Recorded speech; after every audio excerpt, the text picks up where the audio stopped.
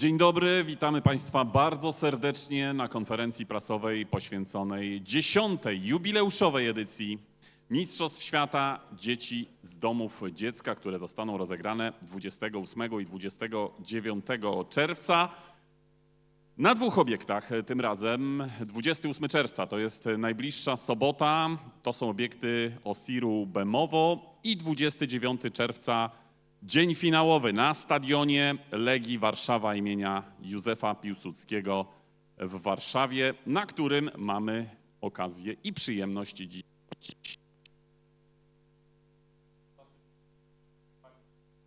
Spotkanie. Mamy chyba jakiś problem z mikrofonem. Miejmy nadzieję, że to chwilowe. Czekają nas wielkie emocje, drodzy Państwo. Przyznam szczerze, że ja już nie mogę się doczekać. Zanim powiemy o atrakcjach, które czekają uczestników, które czekają na kibiców, dajmy sobie mały przedsmak tego, co nas czeka. Będzie to przedsmak filmowy.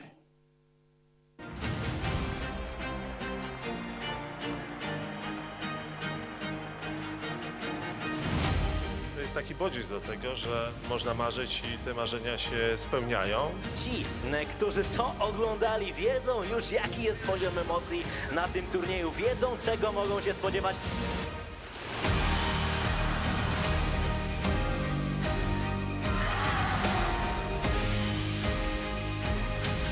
Golazo, golazo, golazo na stadionie Legii Warszawa. To wygramy! Polska!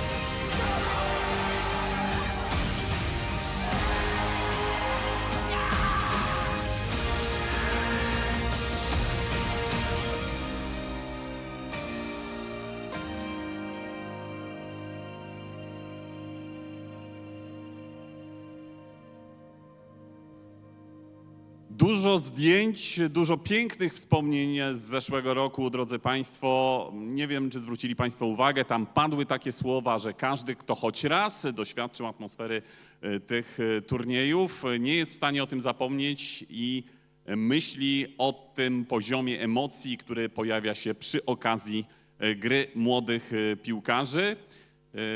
Tutaj zaskoczenia nie ma, zaskoczeń i niespodzianek jednak kilka będzie, jak co roku, bo o to dbają organizatorzy. Zanim jednak o tym, proszę pozwolić mi przedstawić i powitać gości specjalnych naszej dzisiejszej konferencji. Witamy zatem Annę Mioduską, prezes Fundacji Legii, partnera głównego turnieju. Proponuję brawa. Dorotę Ognichę, dyrektor Departamentu Sportu dla Wszystkich Ministerstwa Sportu i Turystyki, patrona honorowego mistrzostw. Witamy serdecznie Michała Rynkowskiego, dyrektora Polskiej Agencji Antydopingowej, partnera głównego mistrzostw, a także członków zespołu Polada. Jana Bratkowskiego, rzecznika prasowego UNICEF Polska, współorganizatora turnieju. Konrada Nawalskiego, starszego menedżera do spraw komunikacji korporacyjnej w sieci Biedronka, sponsora głównego mistrzostw. Witamy niezwykle serdecznie, jak zawsze, Dariusza Dziekanowskiego, byłego reprezentanta Polski w piłce nożnej, ambasadora mistrzostw. Krzysztofa Kota, trenera i selekcjonera reprezentacji Polski dzieci z domów dziecka. A także dwóch jego podopiecznych, dwóch reprezentantów Polski, Szymona Smykowskiego i Jakuba Gargałę. Powitajmy również Sylwestra Trześniewskiego ze Stowarzyszenia Nadzieja na Mundial, współorganizatora turnieju. Jest z nami również Mundek, maskotka turnieju od niedawna. Postać, która myślę, że w tej dużej głowie mieści wiele pomysłów, no ale mimo to nie Mundka dzisiaj będziemy pytać o to, co nas czeka. Zapraszam na scenę Sylwestra Trześniewskiego, prezesa Stowarzyszenia Nadzieja na Mundial. Panie prezesie, oddaję głos. Dzień dobry. Jak zwykle mam wielką przyjemność w imieniu organizatorów, ale też i dzieciaków, które tutaj do Polski przyjeżdżają, powitać Państwa na Legii. Tutaj już za parę dni naprawdę będzie się działo. Natomiast zostałem poproszony, żeby powiedzieć, jak do tego doszło w ogóle, że tutaj jesteśmy po raz 10. I powiem szczerze, że może Was to zdziwi, ale my tak naprawdę tego nigdy nie planowaliśmy. My tak naprawdę chcieliśmy zrobić tylko Mistrzostwa Mazowsza, natomiast okazało się, że jest tak duża potrzeba inicjatyw dla dzieci z domów dziecka, że wyszły nam niechcący Mistrzostwa Polski już w pierwszym roku. Jak wielkie było nasze zaskoczenie, kiedy za rok dowiedziała się o tym Europa i niechcący wyszły nam Międzynarodowe Mistrzostwa Polski. I chcieliśmy tak naprawdę pokazać, że przy okazji naszego Euro 2012 te dzieciaki też mogą mieć swoje Mistrzostwa Europy. I nawet wtedy nazywaliśmy się Nadzieja na Euro i to był nasz główny cel, zrobić Mistrzostwa Europy. I te mistrzostwa się tutaj udały. To była pierwsza impreza na Legii, wielki sukces. Natomiast kolejne zaskoczenie. Na te mistrzostwa zgłosiła się drużyna z Afryki, która przysłała formularz przez internet i wielkie zdjęcie z napisem łamaną polszczyzną, że chcemy zagrać na Euro. No i nie mieliśmy wyjścia. Od 2013 robimy tutaj Mistrzostwa Świata dla tych dzieci. Więc tyle tytułem wstępu. I robimy to już 16 lat. I tak naprawdę może to zdziwi niektórych, ale nasza myśl szkoleniowa w piłce nożnej dotycząca tych dzieci zawojowała świat. Nasza reprezentacja na 9 edycji zdobyła 8 medali. I teraz wiele krajów podąża jakby naszą ścieżką, używa naszego know-how.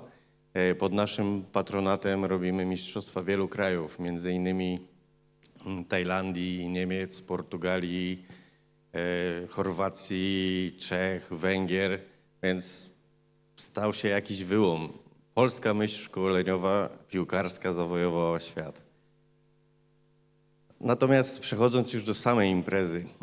Impreza chcemy, żeby była wielkim świętem dla tych dzieci. Wiemy, że ona jest dla nich bardzo ważna, że oni się zmieniają, natomiast mamy też mnóstwo atrakcji dla kibiców i co roku tutaj Legia tętni życiem. Mamy nadzieję, że w tym roku wreszcie złamiemy barierę 10 000 kibiców przy okazji 10-lecia naszej imprezy. To, co przygotowaliśmy, to jest przede wszystkim możliwość obejrzenia 24 drużyn z całego świata, małych i dużych chłopców i dziewczyn, którzy przyjeżdżają tutaj do tej Polski, zobaczyć kawał świata. Dla nich to jest często nowa droga, otwarcie się na ten świat. Natomiast dla kibiców mamy turniej pokazowy, gdzie zagrają gwiazdy, influencerzy, gwiazdy telewizji i zmierzą się z najlepszą drużyną, jaką wybierzemy podczas pierwszego dnia turnieju i zobaczymy, czy dadzą radę. Mamy też ogromny jubileuszowy tort, który już kończy się przygotowywać i będzie on w całości przeznaczony dla naszych kibiców. Będzie też ogromna strefa zabaw, będą konkursy, zabawy, no mnóstwo atrakcji. To trzeba przyjechać, ci co byli to już wiedzą. Mam nadzieję, że nowi do nas dołączą i będziemy wspólnie się bawić.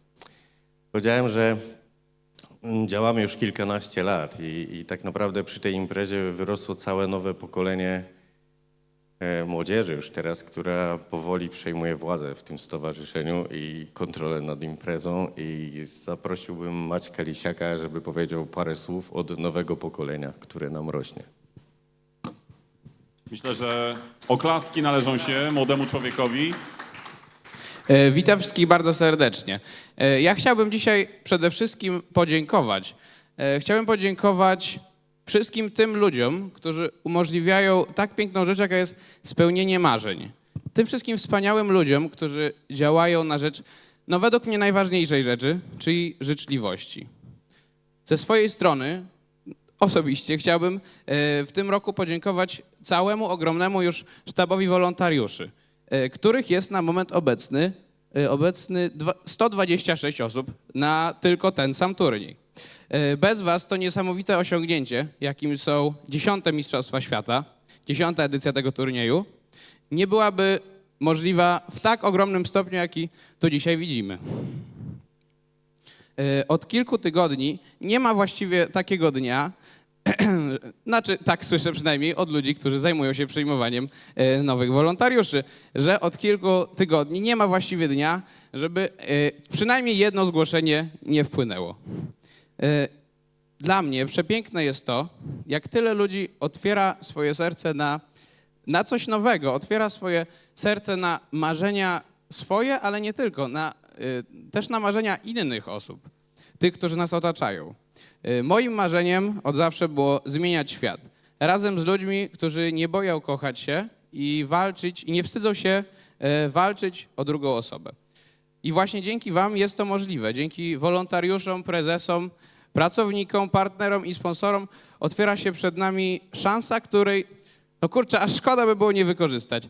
Mamy szansę zmienić świat, więc wspólnie ją wykorzystajmy. Dziękuję bardzo.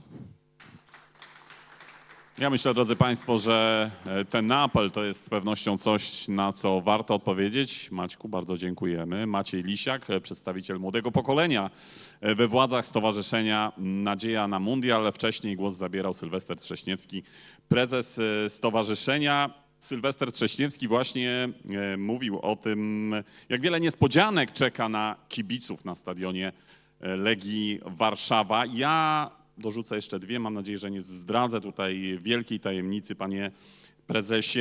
Otóż drużynę ambasadorów Mistrzostw Świata, drodzy państwo, wzmocnił nowy zawodnik, no i jest to nazwisko nie byle jakie.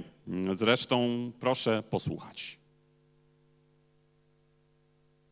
Cześć, Kuba Moder z tej strony. 10. Mistrzostwa Świata Dzieci z Domów Dziecka już niedługo na stadionie Legii Warszawa w niedzielę 29 czerwca. Stadion Nadziei, niesamowite emocje, wiele pasji, radości z gry i mnóstwo dzieciaków, którzy również marzą o tym, żeby w przyszłości grać z orzełkiem na piersi.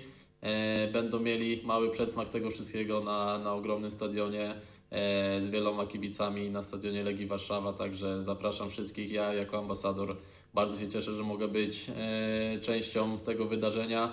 Mam nadzieję, że uda mi się być tam z Wami, więc zapraszam wszystkich jeszcze raz bardzo serdecznie i widzimy się na Stadionie Nadziei. Pozdrawiam.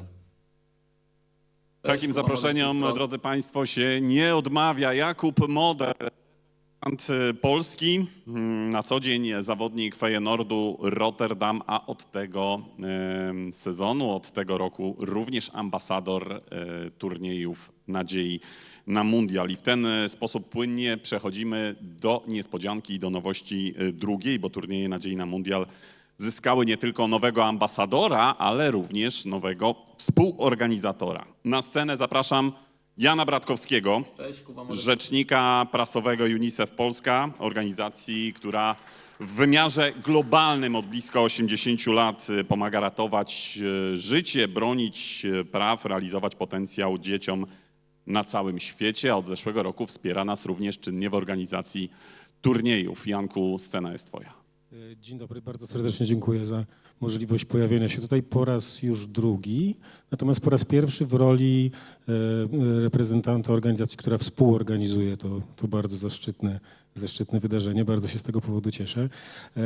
Dzieci na całym świecie, niezależnie od tego, w jakich warunkach przyszło im żyć i się rozwijać, zasługują na to, aby mieć szansę na właśnie rozwój pełnego swojego potencjału, na to, żeby realizować swoje pasje, ale też żeby móc poznawać świat i wydaje mi się, że właśnie to wydarzenie tutaj jest tego najlepszą okazją do tego, żeby w ten sposób poznawać świat, poznawać innych ludzi.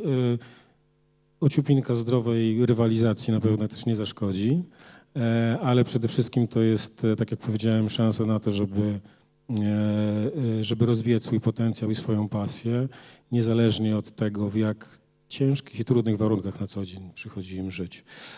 Dziękuję bardzo serdecznie i życzę powodzenia wszystkim zespołom, drużynom z całego świata. Dzięki. Bardzo dziękujemy. Wielkie brawa. Jan Bratkowski, rzecznik prasowy UNICEF Polska. Nieustannie rozrasta nam się nadzieja na mundial jako społeczność, jako rodzina. To widać od lat. No i od lat towarzyszą nam również w niej instytucje państwowe, w tym ta z punktu widzenia rozwoju sportu dzieci i młodzieży najważniejsza, czyli Ministerstwo Sportu. Proszę o zabranie głosu Dorotę Ognichę, dyrektor Departamentu Sportu dla Wszystkich Ministerstwa Sportu i Turystyki, patrona honorowego mistrzostw. Witam serdecznie. To ogromny zaszczyt. Mogę tylko potwierdzić to, co mówił prezes. Jestem w tym projekcie od samego początku. Jak po raz pierwszy zastukał do drzwi Biura Sportu i powiedział o swoim pomyśle, byłam dosyć sceptyczna. Mówię, nie, to się nie może udać. To pewnie będzie kilka drużyn, dzieci nie będą chciały przyjeżdżać. No i cóż, zaskoczył mnie. Jest to fantastyczne przedsięwzięcie, a najważniejsze, że to jest dla takiej grupy, która wymaga naszej uwagi, która wymaga naszego wsparcia. To jest taka płaszczyzna społeczna, to jest taki wyjątkowy turniej. To nie jest taki turniej jak wiele innych turniejów piłkarskich. Te dzieci mają gorszy start, oni czują się czasami gorsi od nas, a nie powinni, bo są tak samo wartościowi jak całe nasze społeczeństwo. Cieszę się, że jesteście w tym turnieju, cieszę się, że on się tak rozrósł. Cieszę się, że ministerstwo też wesprze ten projekt, także to tylko kwestia czasu. I cóż, życzę wam goli jak najwięcej i żebyście kiedyś reprezentowali Polskę, mieli ten orzełek na piersi.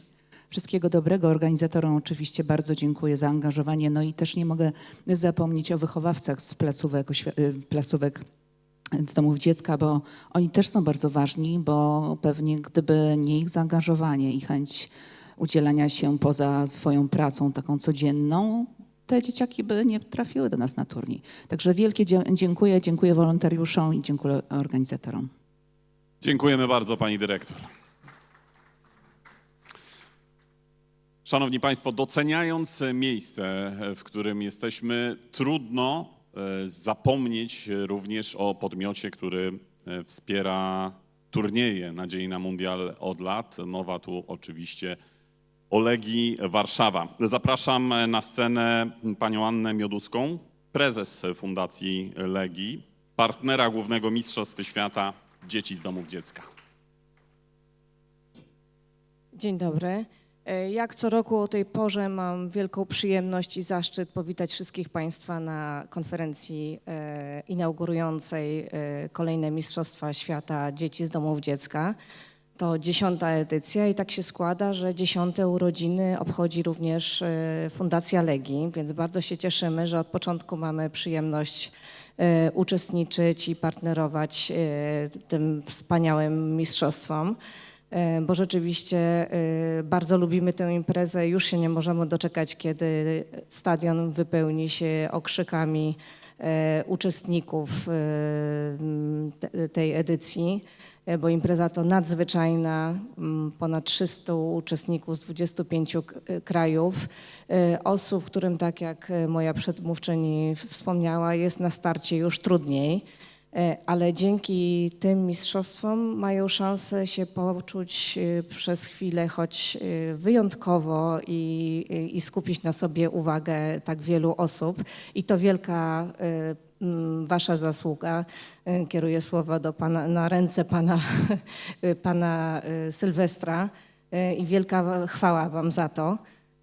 I ogromne gratulacje za tę 10. edycję, za te 10 lat, za pomysł przede wszystkim, za konsekwentną realizację pomysłu.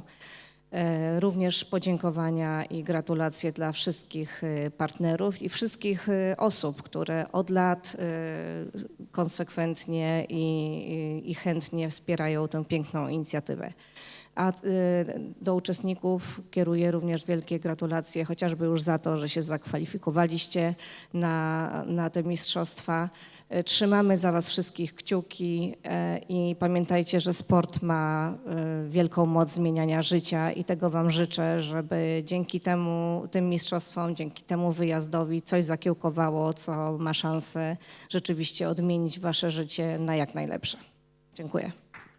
Bardzo dziękujemy. Anna Mioduska, prezes Fundacji Legii, która, jak słyszeliśmy, obchodzi 10. urodziny, podobnie jak Mistrzostwa Świata Nadziei na Mundial. Szanowni Państwo, na turniejach Nadziei na Mundial Nie brakuje zaciętej rywalizacji, nie brakuje bardzo twardej czasami walki, ale koniec końców wszystko odbywa się w myśl idei fair play, która w sporcie, jak doskonale wiemy, jest wartością nadrzędną. Zapraszam na scenę przedstawiciela instytucji, która nad realizacją tej idei czuwa w Polsce. Proszę powitać brawami Michała Rynkowskiego, dyrektora Polskiej Agencji Antydopingowej, partnera głównego mistrzostw. Dzień dobry Państwu. Bardzo mi miło tu być i też uczestniczyć w budowaniu tej wspaniałej, współtworzeniu tej wspaniałej inicjatywy, która już wiele słów dzisiaj padło, jest bez wątpienia wyjątkowa. Dla nas oczywiście też jest to wyjątkowe wydarzenie i oczywiście pada pytanie, dlaczego my się zdecydowaliśmy na to, żeby to też współtworzyć. Odpowiedź jest bardzo prosta, ponieważ jest to dla nas ważne, ponieważ uważamy, że ważne jest, żeby młodzi ludzie koncentrowali się na wartościach, na sporcie, który właśnie jest realizowany zgodnie z zasadą fair play, zgodnie z takimi zasadami jak godność, poszanowanie godności, szacunek, i które opierają się, ta rywalizacja opiera się na uczciwej rywalizacji fair.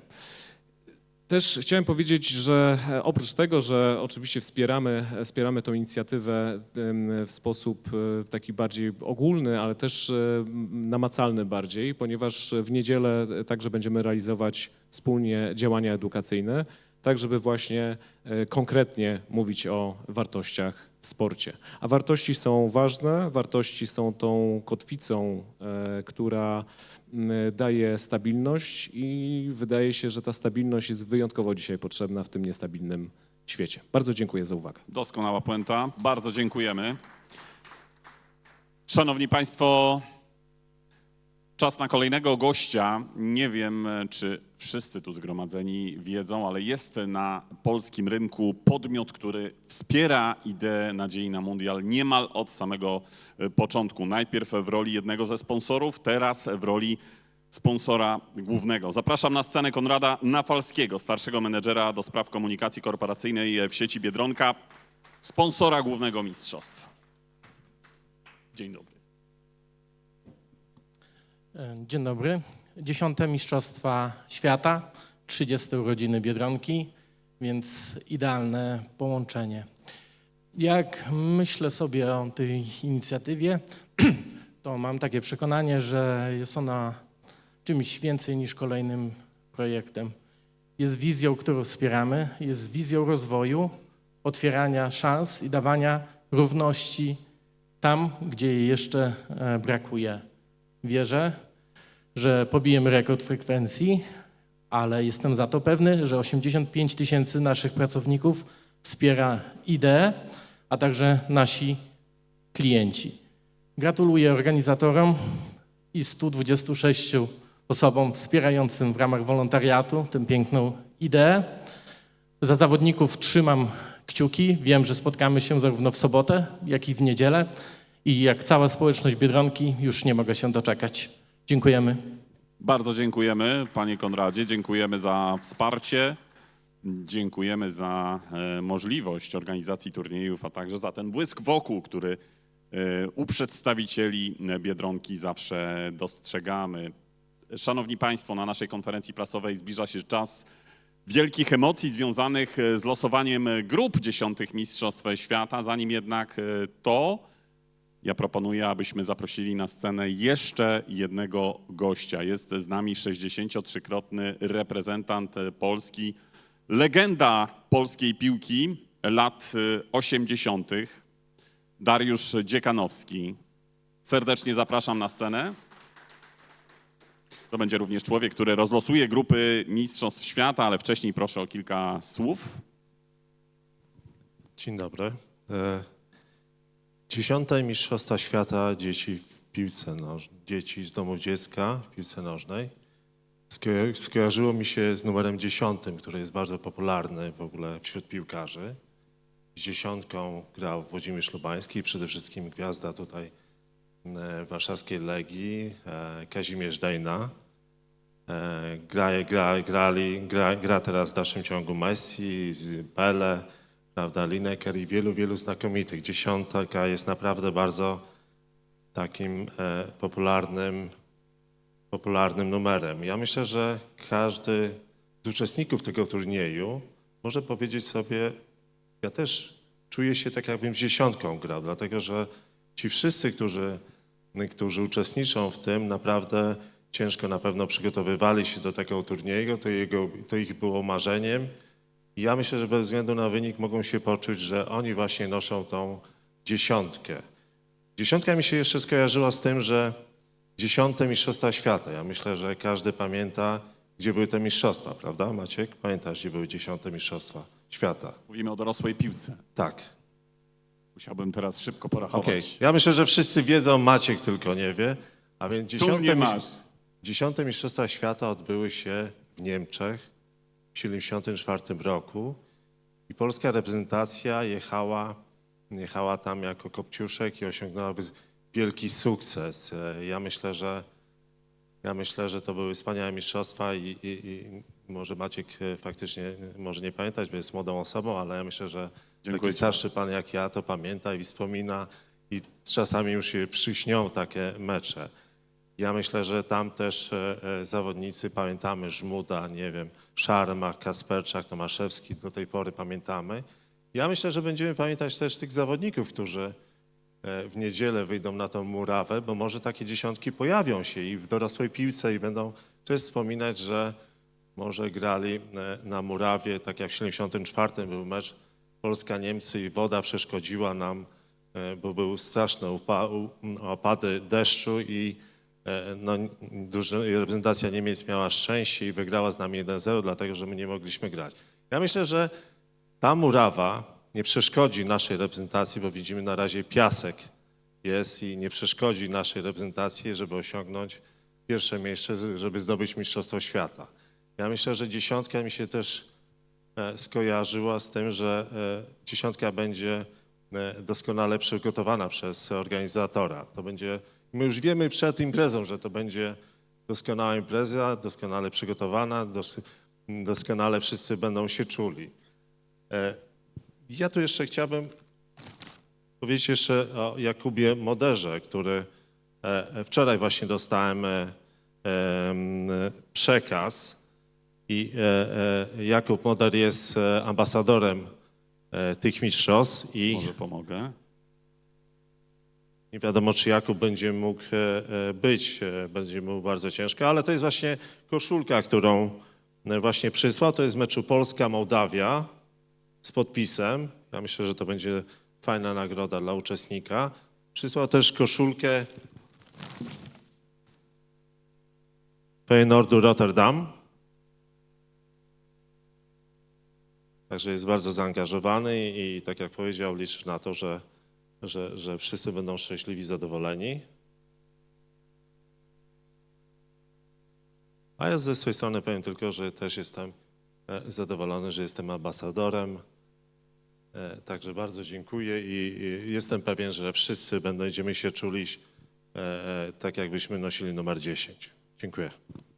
Darku, bardzo dziękujemy. Pozostań na scenie, pozostań z nami. Czas na losowanie grup. Zawsze miałeś szczęśliwą rękę w losowaniach, jeśli chodzi o reprezentację Polski. Zapraszamy również Mundka na scenę, który, mam nadzieję, wspomoże Dariusza Dziekanowskiego w tym procesie. Mamy 3 koszyki, drodzy Państwo. W 2 pierwszych są po 4 drużyny.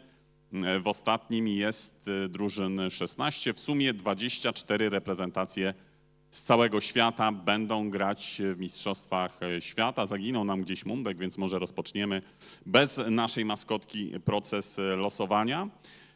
Proponuję, abyśmy wylosowali z koszyka numer 1 jedną z drużyn rozstawionych. To są drużyny teoretycznie najmocniejsze, wśród nich reprezentacja Polski. Ukraina.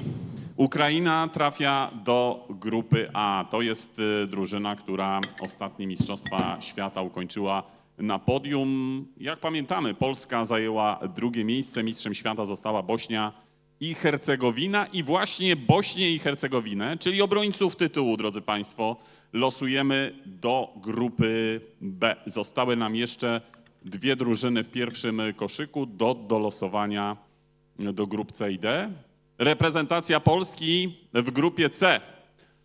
Zatem, drodzy Państwo, na tę grupę, to już jest jasne, będziemy zwracać najbaczniejszą uwagę w trakcie turnieju, w trakcie fazy grupowej na obiektach Osiru Bemowo. Hiszpania trafia do grupy D, zatem pierwszy koszyk mamy rozlosowany. Czas na koszyk numer 2. Tutaj trafiły drużyny spoza Europy. Mamy Tajlandię, mamy Jordanię, Uzbekistan, a także Japonię. Sporo egzotyki. Jordania do grupy A.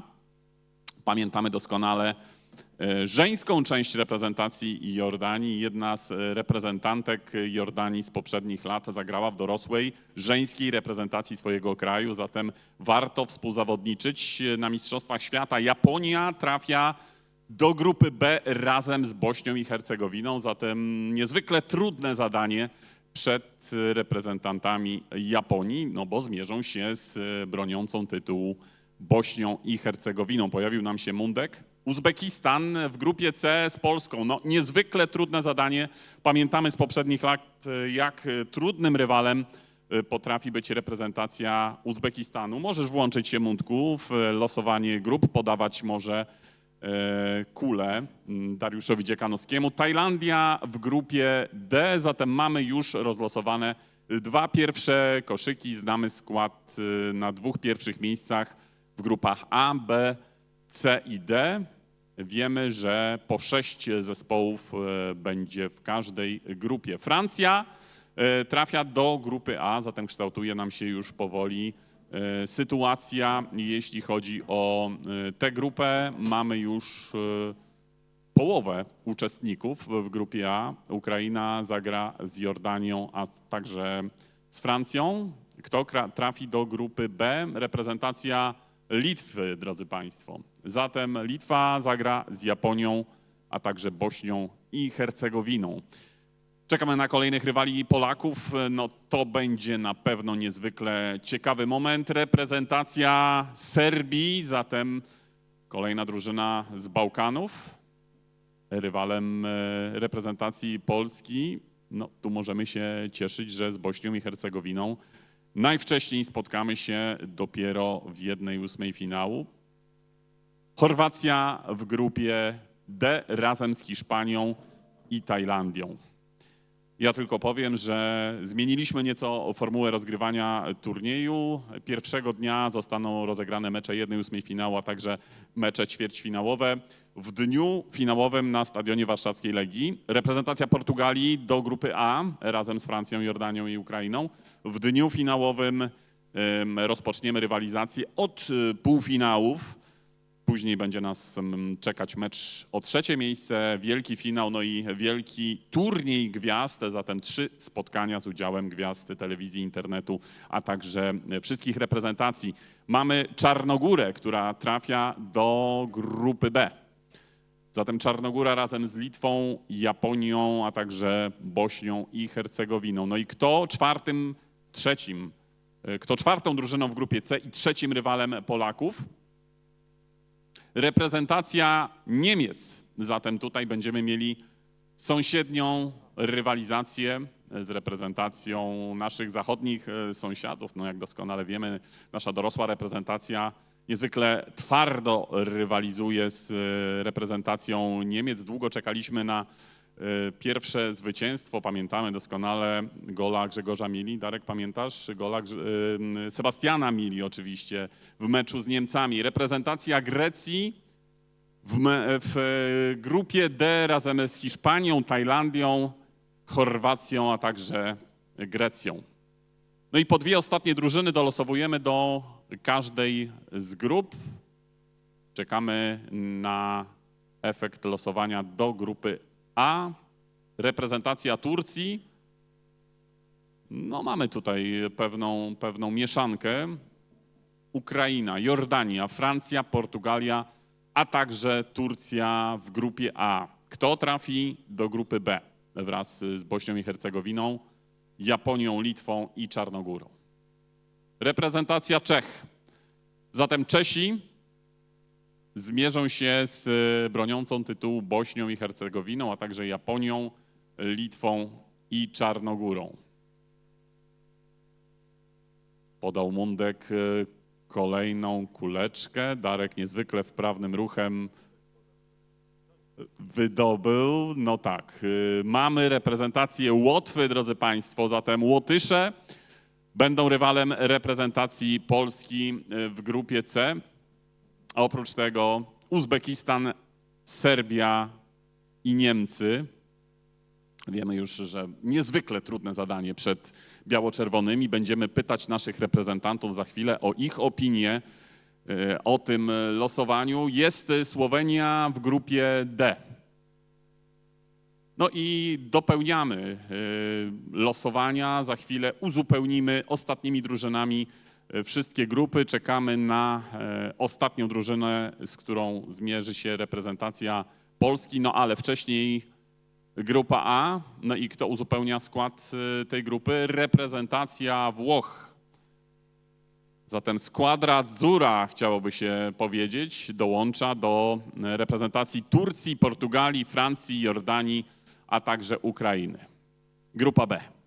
Bośnia i Hercegowina, Japonia, Litwa, Czarnogóra i Czechy. I do tego towarzystwa dolosowujemy reprezentację Estonii.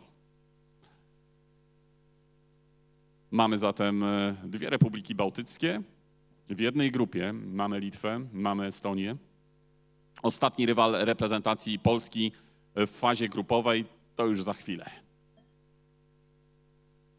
A no właśnie, kto?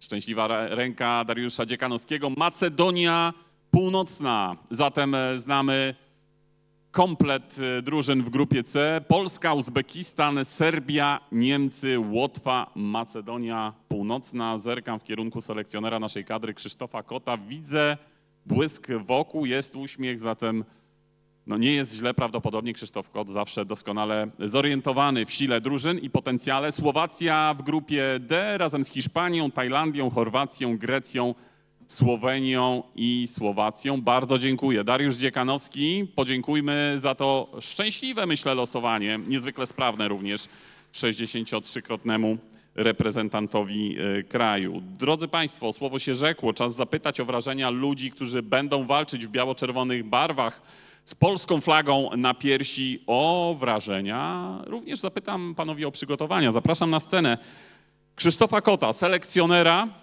naszej reprezentacji, a także mistrza świata w barwach reprezentacji Polski z 2013 roku. Wielkie brawa, drodzy Państwo. Są z nami również Szymon Smykowski, Jakub Gargała, reprezentanci Polski, dzieci z domów dziecka. Panowie, zapraszam na scenę.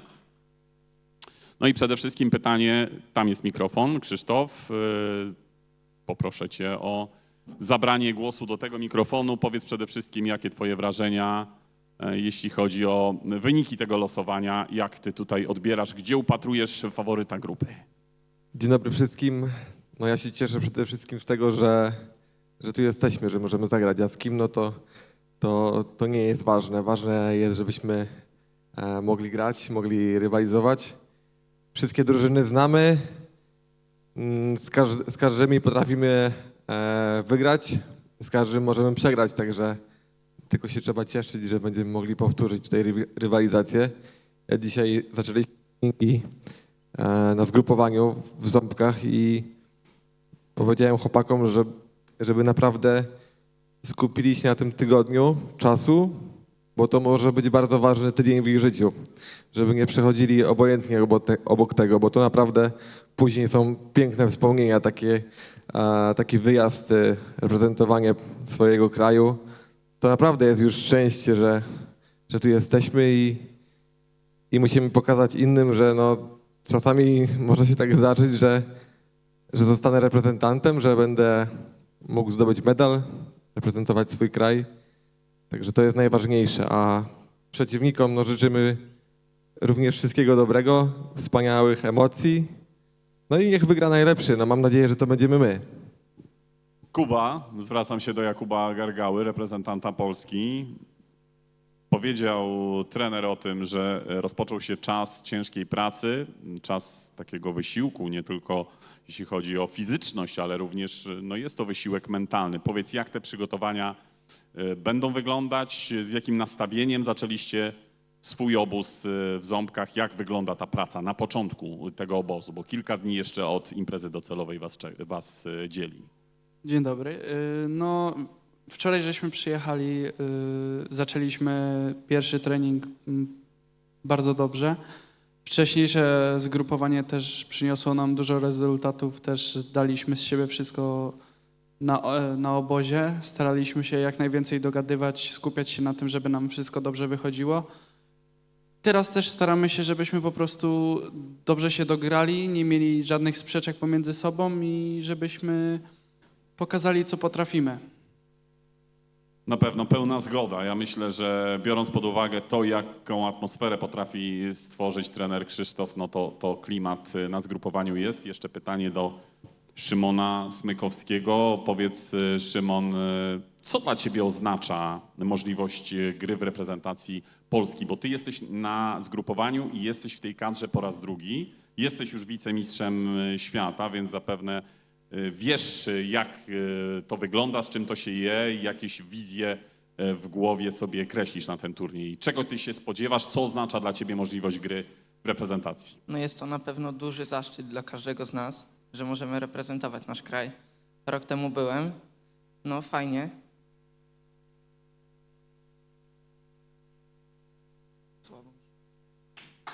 Wielkie brawa, drodzy państwo. Szymon. Spokojnie, wszystko jest dobrze. Jak się czujesz? Duże emocje. Będą emocje tylko sportowe w najbliższym czasie. Powiedz, czy w porządku? Już dobrze. Bardzo się cieszę. Panowie, uczestniczyliście w Mistrzostwach Polski. W taki sposób do tej reprezentacji trafiliście. Baczne oko Krzysztofa Kota wypatrywało kandydatów do gry w reprezentacji. Nie wiem, czy mieliście okazję już obejrzeć film podsumowujący Mistrzostwa Polski, które w kwietniu, drodzy państwo, odbyły się na stadionie, na obiektach Osiru Bemowo. Jeśli nie, to ja pokażę wam teraz, jak to wyglądało okiem kamery. Drodzy państwo, popatrzmy, jak wyglądały Mistrzostwa Polski, jakie emocje potrafią turnieje Nadziei na Mundial wygenerować, no i w jaki sposób wykuwała się ta reprezentacja, którą będziemy oglądać na turnieju Mistrzostw Świata.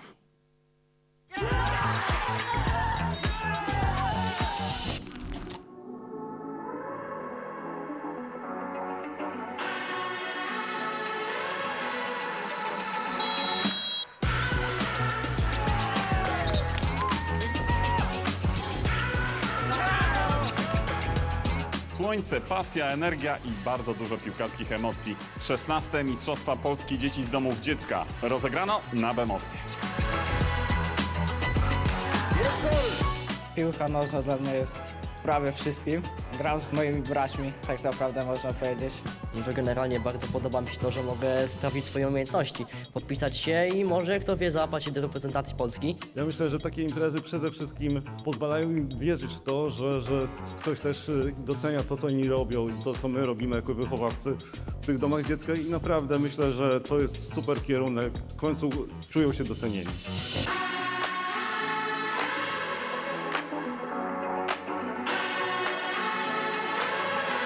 Uśmiech na usta!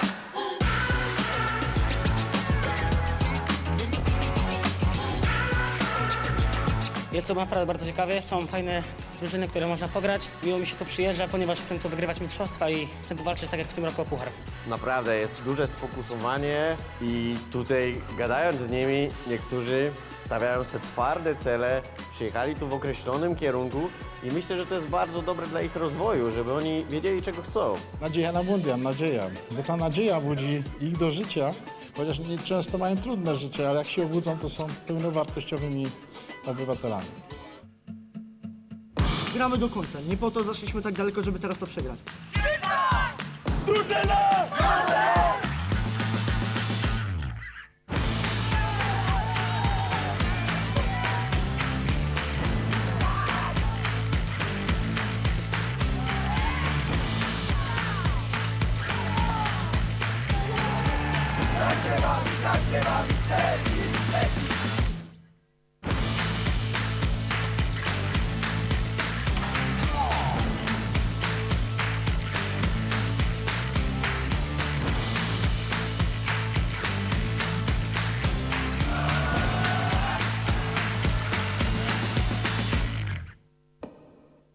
Tak to wyglądało, drodzy Państwa, w kwietniu na Mistrzostwach Polski na Osirze Bemowo. Tak wykuwała się nasza reprezentacja, tak tworzył ją Krzysztof Kot. Zobaczmy jeszcze, jak wygląda lista sukcesów naszej reprezentacji. Mistrzostwo Świata 2013 to jest jeszcze udział tego człowieka w roli piłkarza, no a później kolejne tytuły wicemistrzów świata, a także trzecie miejsce. Zwróćmy uwagę, że w zeszłym roku był medal srebrny. No i panowie, tak sobie myślę, że czegoś nam tutaj na górze brakuje, chociaż oczywiście nikt presji na was, będziemy się przynajmniej starali nie nakładać. Krzysztof, czujesz pewne zobowiązanie, patrząc na listę tych sukcesów? Tam jest mikrofon. No tak, na pewno. Kiedyś pan Dariusz Dziekanowski powiedział, że był trener z Francji, który został mistrzem świata jako zawodnik, później jako trener. No chciałbym również do tego dołączyć, do tego grona. No w tym roku dużo tych fajnych rzeczy, no 10. mistrzostwa, 10 lat Legia, Fundacja 30 lat Biedronka, można by tak wymieniać, także no wszystko składa się w to, co powiedziałeś przed chwilą. Nie będę tego głośno mówił, ale no, na pewno jako sportowcy walczymy zawsze o zwycięstwo i na boisku, i poza nim również. Piękna byłaby to klamra, muszą Państwo przyznać. Bardzo dziękujemy panowie i ściskamy kciuki niezmiennie. Krzysztof Kot, selekcjoner naszej reprezentacji, a także Jakub Gargała, Szymon Smykowski. Panowie, ogromne dzięki, powodzenia życzymy. Dziękujemy bardzo. Wielkie brawa. Wszyscy nasi reprezentanci wiedzą doskonale, że orzełek na piersi zobowiązuje. Jak nikt wiedzą o tym również przedstawiciele naszej dorosłej reprezentacji. To jeszcze mały komunikat od naszych reprezentantów, bo udało nam się zapytać o to, co myślą o naszym turnieju reprezentantów Polski. Cześć, z tej strony Janek Bednarek. Serdecznie zapraszam wszystkich na 10. Mistrzostwa Świata Dzieci z Domów Dziecka w Warszawie, które będą się na stadionie Legii. Przybywajcie licznie i kibicujcie naszym Polakom. Cześć wszystkim, tu Piotr Zieński z tej strony. Chciałbym Was serdecznie zaprosić na Mistrzostwa Świata dla dzieci z Domów Dziecka, które odbędzie się w Warszawie. Życzę Wam dobrej zabawy, cieszcie się tym. Pozdrawiam Was serdecznie. Hej, hej. Cześć, z tej strony Kamil Grosicki. Zapraszam Was wszystkich serdecznie do oglądania 10. Mistrzostw Świata Domu Dziecka. Pozdrawiam, do zobaczenia. Pozdrawiamy i my niezwykle serdecznie. Piotr Zieliński, Kamil Grosicki, Jan Bednarek z całą pewnością włączą transmisję w aplikacji mobilnej, a także na stronie TVP Sport, bo w taki sposób będzie można oglądać finałową część rywalizacji w 10.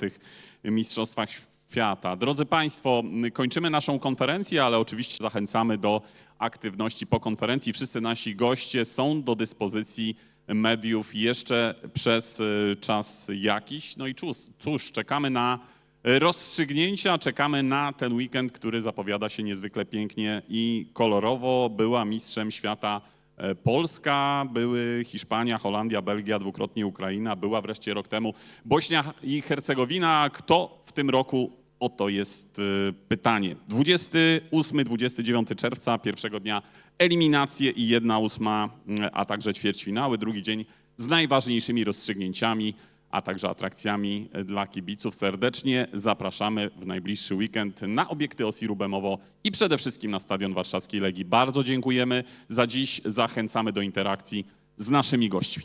Dziękujemy.